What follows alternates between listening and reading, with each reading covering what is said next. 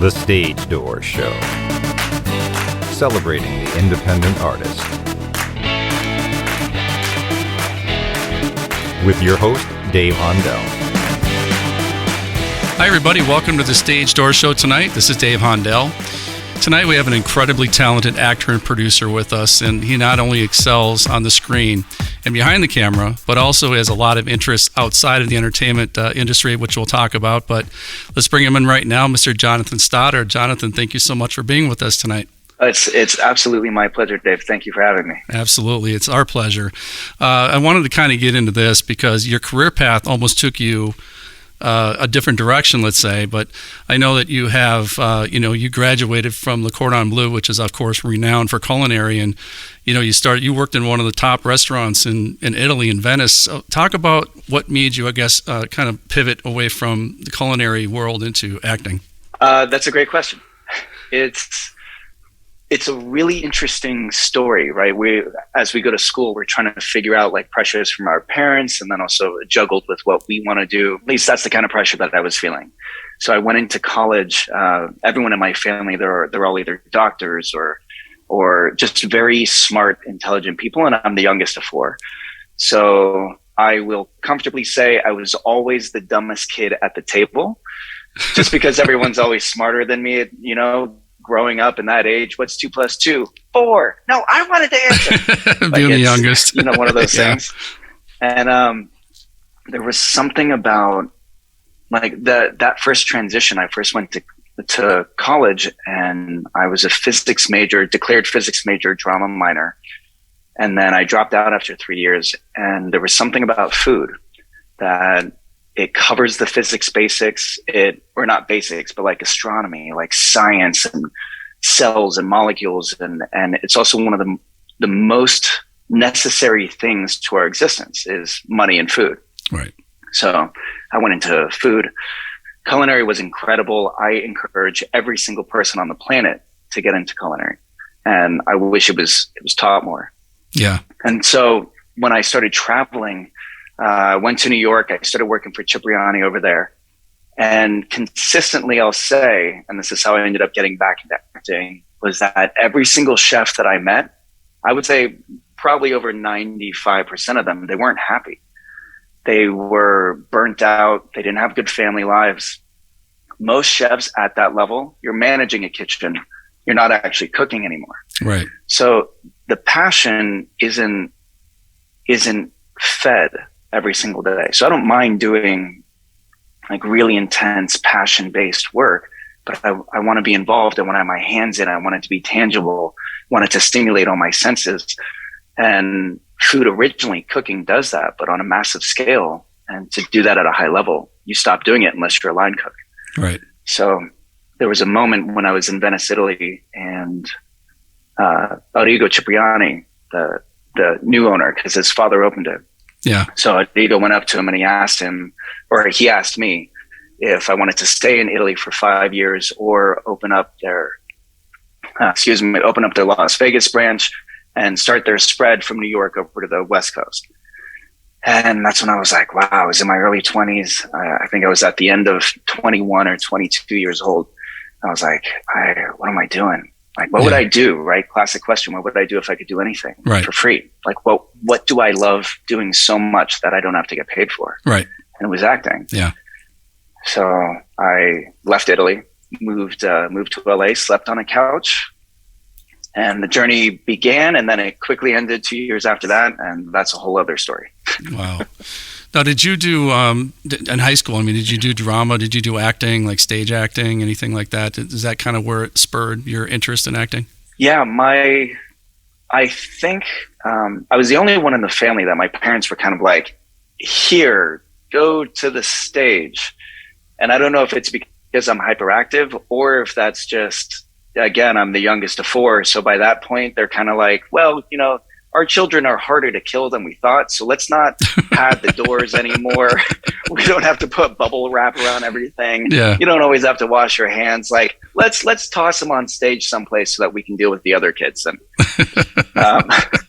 and so I don't know. It was that community that I grew up during the school year, during the summers, any chance that there was a theater production, my parents had me involved, from musicals to dramas to summer programs, anything involved that was just handsy, involved and active. So I spent a lot of time there. That's where I felt the most comfortable.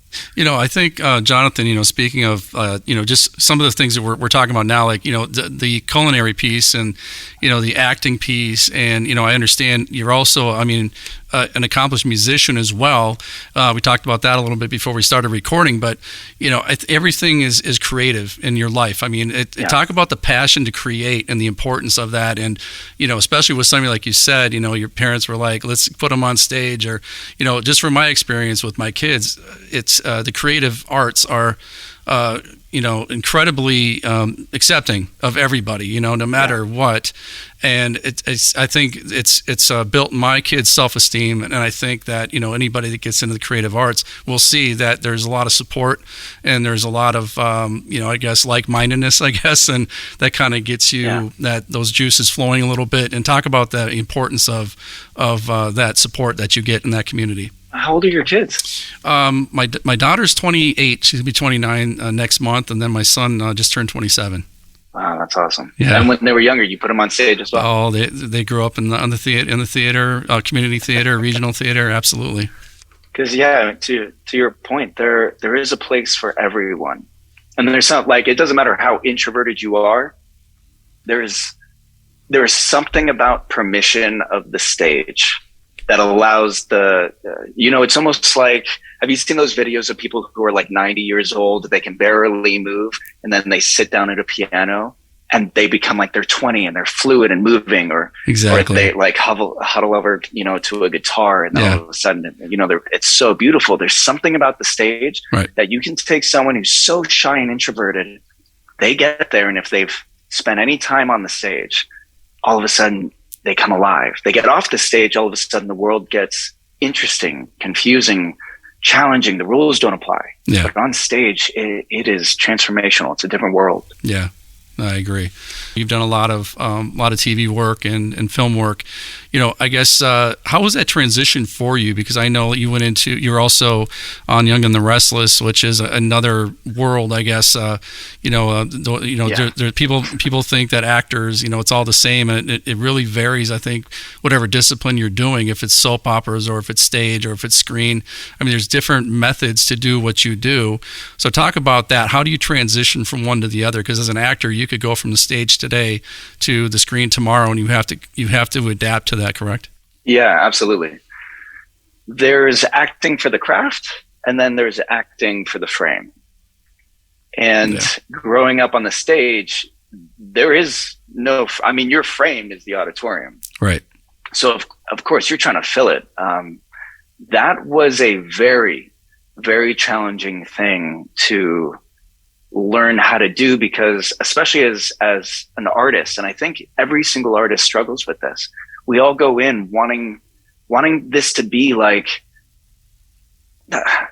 some beautiful expression of ourselves, which it is, but then you also have to tailor it within a certain medium.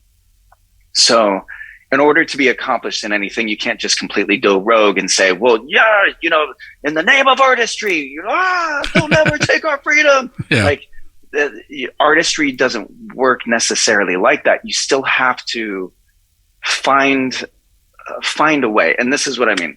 If the frame is a close-up and I'm acting like I'm on stage, my big movements to fill the stage all of a sudden become disjointed, way too nauseating for the viewer on a close-up, because instead of showing confusion with like hunching over or physicalizing it, now it's just maybe a double blink and an eye shift. Yeah. And it's a really hard thing to convey personal concepts of artistry versus understanding how it's interpreted. So now the art, and I'm still learning this constantly. I was actually just with the director this morning going over an edit for a movie that we have, and I was lucky enough to have him ask my input on some things. And I'm watching my performance, and there is still, I kick myself sometimes where it's like, I wish I knew the frame was going to be this wide or this big, because I would have behaved or acted differently to show my emotions, to fill that frame. versus as an actor, typically you only see one side of the camera. Yeah. And I only know the information being told. Like it is a very wild art form. And I'm still learning every single day. But yeah, it was a very hard transition. I'm still working on it. And you're also a producer. Did becoming a producer make you a different actor? And what I mean by that is when you see things from behind the camera, does that change how now your actor, Jonathan Stoddard, after you produce something, does that change the way you approach your acting now that you've produced something? You know what I mean? Does that make sense? Oh, yeah. I mean, absolutely 100%. So the short story is when I moved down to LA and I slept on the couch, I did extra work and stand-in work for about a year and a half. And then I ended up, due to a parkour injury, cracked my head open, stopped acting, went back up north and got back into restaurants. And then I started acting in San Francisco again before I moved back down. Okay. And part of the reason why this matters is because when I was there and I decided to move back down, I booked 2 SAG national commercials that all of a sudden, the money back then for commercials were great. So I took all that money and I started learning photography because I wanted to develop that relationship. I didn't want to become a waiter again and do what I did before when I was in LA. So I started learning photography because I wanted to know that relationship. I wanted to know behind the camera. And I didn't have anybody to introduce me to all this stuff. So it was all self-taught. It was all YouTube. It was all purchasable classes for photography, video work, all that kind of stuff. And that ultimately led me to producing. Yeah. So why this matters or how that affected my craft is because as I'm acting, it's really easy to think that every single scene is about me as long as I'm in it. Mm-hmm. And that's a very common misconception. I know I struggled with it all the time. It's if I'm there, then I need to give 100%. And the truth is that the scene has its own essence and I'm a part of the scene. And then in the edit, they're going to add music. They're going to add the scene before contributes, the scene after contributes. Right. So my acting, this isn't a sprint in the Olympics where I have to go all out for this scene and give it everything. This is about understanding how is this going to cut? How is this going to edit? Yeah. What's my relationship with the camera? How big is the frame? So getting into producing has affected dramatically where I'm understanding more and more, okay, my art is the movie. It's not this moment. Yeah. The story is the movie. The story isn't just this scene. Yeah. So how do I play with that within my dialogue, my performance? I could be in the scene, but it could really be, the point could just be about increased energy and about my fellow actor and about their journey or what they're discovering. And if I'm too big, it could steal from that. So all of this to say, when I'm on set and I'm acting, I try to edit the movie in my head for what I think we're doing based off of the shots I think we're getting. Yeah. And that influences my performance. And if I hadn't produced or seen behind the camera or anything like that, I would have no understanding. And I think that's contributed greatly to how my career has developed over the last 2 years, which has been pretty wild. Yeah. I mean, we have a lot of young artists that listen, and a lot of them are actors. Actually, a lot of young actors that are either in high school or just out of high school, or maybe they're in college. And I guess in a nutshell, kind of put together what a day in the life of an actor really is, because I think what people see is the end product. They see somebody on TV or in the movies, and they're like, man, that's so cool. I want to be an actor, and I want to live that glamorous actor life. And I don't think what people realize is that it's not as glamorous as people might think. Either being a musician or an actor or anything in the creative arts. I mean, it's hard work, and not just hard work, but you got to be 150% in, and it's long hours, long days, and sometimes weeks and months away from your family. So in a nutshell, kind of talk about that a little bit. A day in the life of Jonathan Stoddard. That's a great question. Very, very difficult to answer. And I'll say, so over the last 2 years, I've done something very bizarre, and it's been, I filmed over 27 movies in the last 2 years. Wow. I've literally been jumping from one thing to the next. So if that means anything, all it means is that whatever plans you have as an actor, get rid of them.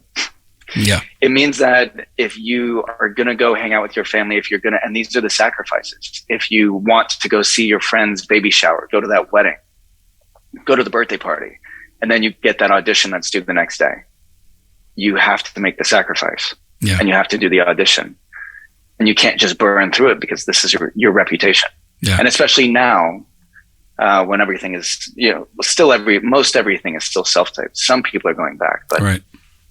It is, all I can say is that it is a constant tug of war between what I need to do for my own marketing, because no one else is going to build your career but you. Right. It doesn't matter if you have an agent or a manager. They're never going to do as much as you can or you will. Right. And if you do nothing, they have nothing to work with. So they can only move as fast as you do. Correct. And so you have to be your own CEO, and you have to understand your craft, and you have to be able to show up, drop anything at the drop of a hat, or drop everything around you at the drop of a hat, to be able to show up, do what you need to do, be available for that call, put in whatever work you have to put in to be able to get those lines down, study who you're going to be going out for, because auditioning for Disney is different than auditioning for HBO. Right. Doing the research and getting on SAG-AFTRA or inside the actor's studio or podcasts like this, and trying to absorb and learn as much as you can. Yeah. Because until you get on set, you have no experience. Yeah. And so it's impossible. It's that catch-22. Well, we'll hire you when you're really good and you know how to handle yourself on set, but we're not going to hire you for set because you don't know what to do. Right. Yeah, exactly. Great.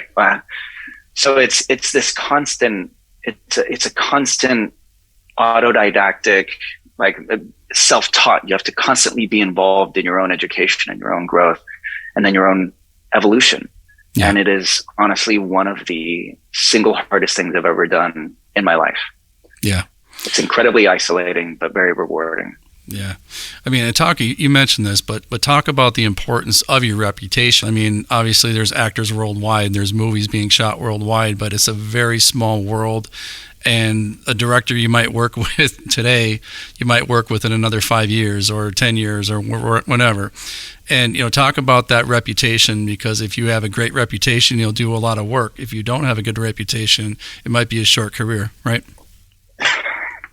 Yes. In today's world, especially with access, nobody wants the high and mighty ego anymore. Yeah. And it's few and far between that those people, even as major celebrities, with cancel culture, you don't last. Right. So they'll take somebody who's less qualified with a better reputation than somebody who's overly qualified, who is an absolute just menace. Yeah. And I'll speak from my own personal experience. My motto is swing through the ball, right? Classic baseball. Yeah. But when I'm on set, my job is to book another movie. Right. And it's because when I'm there, now I have an opportunity to not only learn, grow, and do my thing, but now I have an opportunity to connect with the producers, connect with that director. Most of the directors, and the only reason I was able to do so many movies in the last 2 years was because these are all repeat directors, producers, and casting directors. Yeah. The reputation these days is everything. It's one tweet that puts you in the grave. Yeah. It's one post from someone, but it works the other way, just a little more quietly. Yeah. It's that one recommendation from the director to the casting that goes, you know what, Jonathan was phenomenal on set. Yeah. Or that one director who's like, I'm getting ready for this other movie. Even though this is a rom-com, this is going to be like a dark thrilling. And then I have that 1 minute pitch to them. It's like, oh, well, I did this other, like I've done thrillers. I can do that kind of stuff. Because most people can't see you out of what you're currently in. Yeah. And so if you've done the work and you have the materials, you have things. And this is what happened to me with Lindsay Hartley. We were shooting a rom-com, and she happened to mention that she was shooting this other more intense, serious thriller. And I said, well, I've I do super intense stuff. It's not all lighthearted, right. Fun guy for a rom-com. Right. And I sent her a trailer from it, a little clip from it. And this movie hasn't been released yet. And then since then, I've worked with her, I think 2 or 3 more times. Wow. And she's phenomenal. So it's these relationships like you're talking about in today's world are everything. I can't stress that enough. Your reputation needs to be on point. Yeah. And if you don't know what you're doing, you have to find a way to still swing through the ball and let people like you. Yeah. Communicate, learn how to follow, learn how to be teachable. Like people can love you without you needing to be on a pedestal speaking. Right. Having a good heart goes so far in this business. Absolutely. In life as well. It's one of the things that we need more of in this world. But you're absolutely right, and it's very well said. Some of the new stuff that you're working with, I know a lot of work is 2022, like current stuff that isn't either released yet or just got released. So talk about some of the new project that you have coming out, or that you can speak about actually. Well, I mean, most of everything is listed on IMDb. So I can make reference to everything because I'm at a really cool place right now. After all those movies, I have to admit, I was a little burnt out. So after I just got back from Montana, we were shooting a movie called Somewhere in Montana with Graham McTavish, Michelle Hurd, just a phenomenal cast. Yeah. We had a great time. Wow. And my goal was after Montana, I'm back in LA. Yeah. And I've basically been in LA maybe a month, and I was shooting a movie here, but that's the longest I've been in LA for the last 2 years. Wow. And I live here. Yeah. Kind of live here. Yeah. Yeah, kind of. And so this is a regroup period for me of like gathering materials, redoing my online profile status, everything, and wanting to recenter because so much has happened. But that said, I had a movie come out yesterday. It was called Lies My Sister Told Me. And then I had another movie come out a week ago, Nightmare PTA Moms. And then a couple of weeks ago, there was another movie release.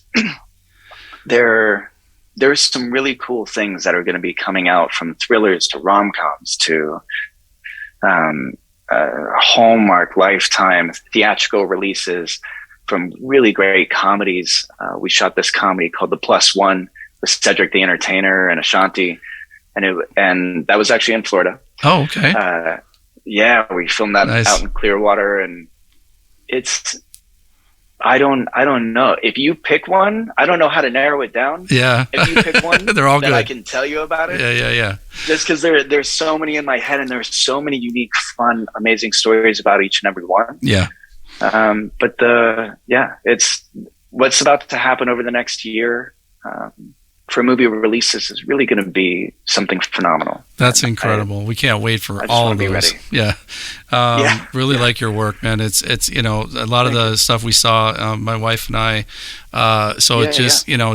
Again, just really, really enjoy your acting, Jonathan. And, one of the things that I also want to cover is your music, because, you talk about the creative arts. When you were very young, you started, enjoying music, and I know you have some big influences I read about, the Eagles and B.B. King and so forth. And so talk about your music, because I think people that are creative, I think there's other things that they do. We talked about your photography and about your culinary, but talk about your music, because I think that, I'm a musical person, and I really, when I saw that, I wanted to ask you about that. So talk about your music. Well, so it all started. So my parents were very specific. We had to be raised on the piano. And then somewhere around when I was 13, they were like, then you can pick your own instrument. But I used to hate learning the piano. Yeah. It's a good start, though, for sure.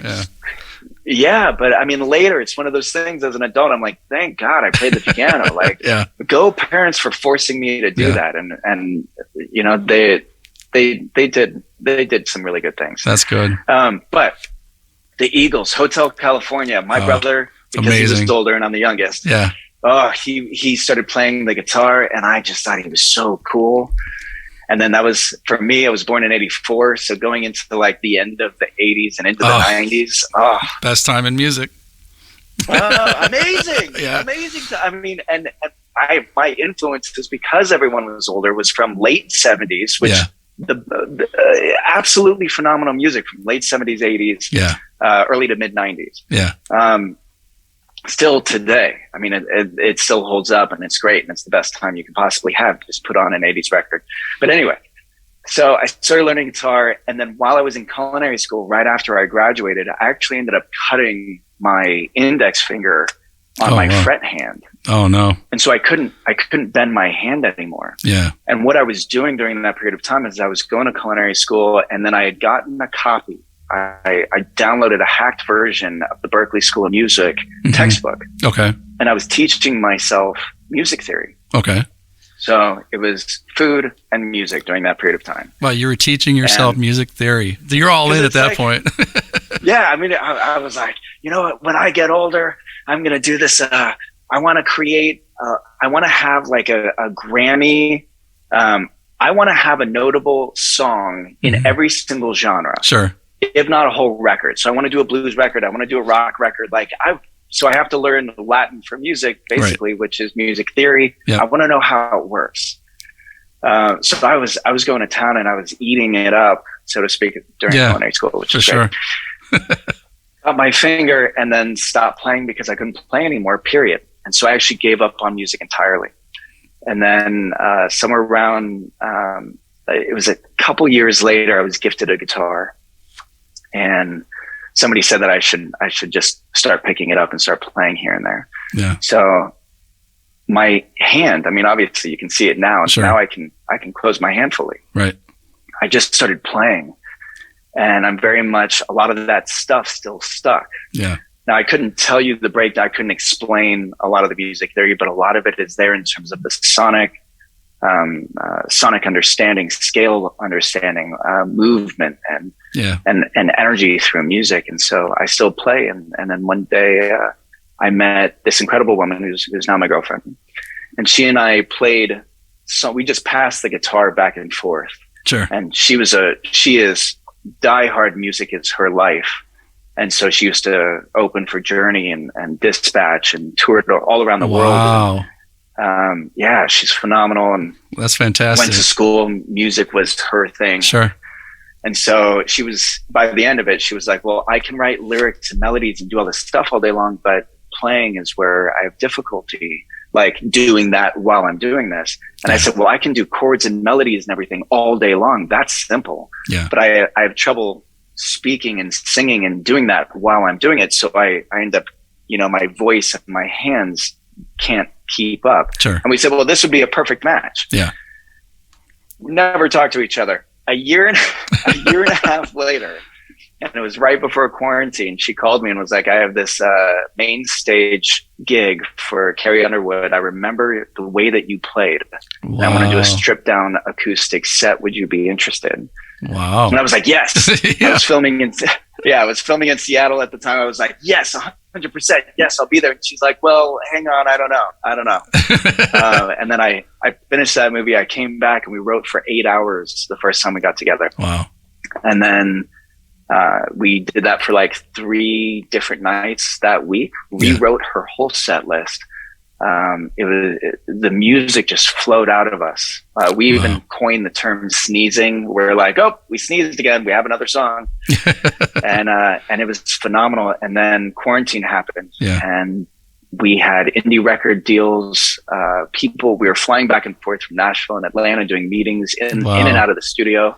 We ended up writing just under 200 songs during those 6 months of quarantine and lockdown. And then successfully, and this is a whole other interesting story. Yeah. The management for the music and everyone, they wanted me out, and they just wanted to focus on her because she was the face, the voice, and beautiful woman. Yeah. And so CBS called me back to do Young and the Restless, and they were already trying to kick me out of the music, which happens a lot with artists. Right. And so we're like, okay, this journey is going to part. Yeah. And so I left Nashville, came back, went back to Young and the Restless and started doing movies. And then about 2.5, 3 months later, or 2 months later, she showed up and was like, I'm not doing this. I'm not doing this without you. Wow. And she's like, I left everything with the record labels, fired managers, everyone. She's like, I'm doing this with you.